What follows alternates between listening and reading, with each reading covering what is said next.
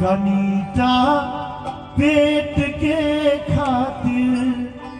गे माँ परदेश आयल छी कनीटा पेट के खातिर गे माँ परदेश आयल छी छूटल प्रेमक तोहर आँचल छूटल प्रेमक तोहर आँचल बनल एहन अभागल छी कनीटा पेट के खातिर गे माँ परदेश आयल छी।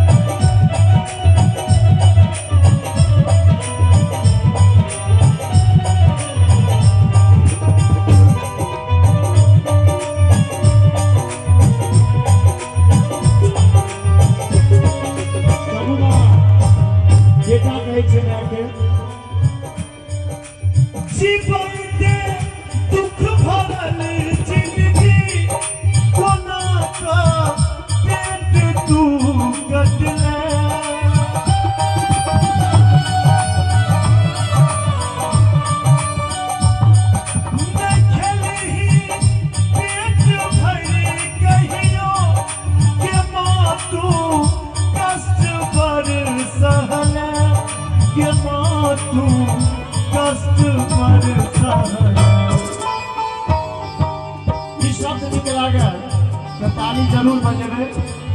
वरना मैं जी अब